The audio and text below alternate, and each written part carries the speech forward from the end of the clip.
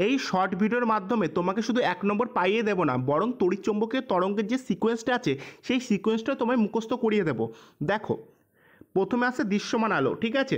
দৃশ্যমান আলো একদম মাঝখানে থাকবে, আর তড়িৎচুম্বকীয় তরঙ্গ 7টা। তাহলে দৃশ্যমান আলোর ওপরে 3টে, ঠিক আছে, আর নিচে 3টে থাকবে, ঠিক আছে? ক্লিয়ার? আচ্ছা, নিচের দুটো দেখো, নিচের একদম লাস্টের আগেরটা এক্স রশ্মি এবং একদম লাস্টেরটা হচ্ছে গামা রশ্মি। কারণ তুমি এক্স ওয়াই কে এমন রাখতে পারো এক্স ওয়াই, কারণ গামাকে অনেকটা ওয়াইয়ের মতন দেখতে হয়।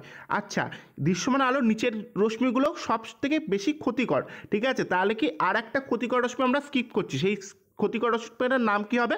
অতিবেগুনি রশ্মি। তাহলে নিচের রশ্মিগুলো ক্লিয়ার। আর ওপরের রশ্মিগুলো মনে রাখার সবচেয়ে সোজা টিক্স হচ্ছে এইভাবে মনে রাখবে, রাম মামার ইনজেকশন, ঠিক আছে? তাহলে রাম ফর রেডিও ওয়েভ তরঙ্গ, আচ্ছা, মামা ফর মাইক্রোওয়েভ, আর হচ্ছে ইনজেকশন থেকে ইনফ্রারেড রশ্মি বা অবলোহিত রশ্মি। এটুকু ক্লিয়ার?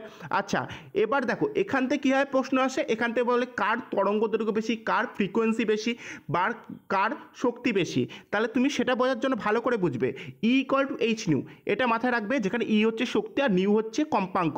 তাহলে তুমি এখান থেকে কী হবে, ই ভ্যারিস নিউ, তার মানে কি শক্তি আর হচ্ছে কম্পাঙ্ক পরস্পর সরল সম্পর্ক। তার মানে কি কম্পাঙ্ক যদি বাড়ে শক্তি বাড়বে এবং কম্পাঙ্ক কমলে শক্তি কমবে। তার আবার দেখো প্রথম ইকুয়েশনটাকে তুমি এইভাবে লিখতে পারো, নিয়ে এই E equal to H C by lambda.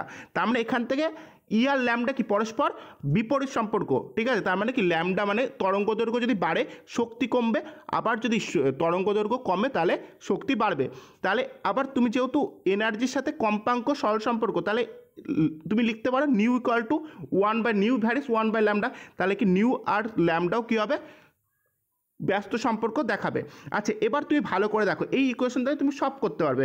দেখো, রেডিওর প্রথম অক্ষর আর, আর হচ্ছে বেনিয়াসও কলে, যেটা হচ্ছে আলোর বিচ্ছুরণ, ঠিক আছে? সেখানে লাল বর্ণের আলোর তরঙ্গ দৈর্ঘ্য সবচেয়ে বেশি।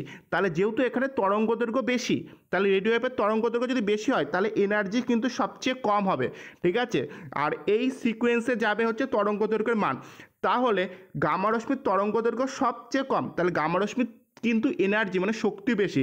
এবার যদি শক্তি বেশি হয় তাহলে কি অবশ্যই কম্পাঙ্ক কিন্তু বেশি হবে, ঠিক আছে? তাহলে তুমি আশা করি বোঝাতে পারলাম। তুমি এই সিকোয়েন্সটা আরেকবার দেখবে এবং 3-4টে দিয়ে বলবে তুমি ঊর্ধ্বক্রমে সাজাও বা অধক্রমে সাজাও। তাই এই সিকোয়েন্সটা কিন্তু মাথায় রাখতে হবে, কারণ রেলের যদি তুমি পরীক্ষার্থী হয়ে থাকো তুমি কোনো না কোনো শিফটে এই প্রশ্নটা দেবেই। তাই পুরোপুরি পাক্কা 1 নম্বর পেতে গেলে তুমি এই সিকোয়েন্সটা মনে রাখতেই হবে। আর যদি ভিডিওটা ভালো লাগে অবশ্যই চ্যানেলটা সাবস্ক্রাইব করে দাও।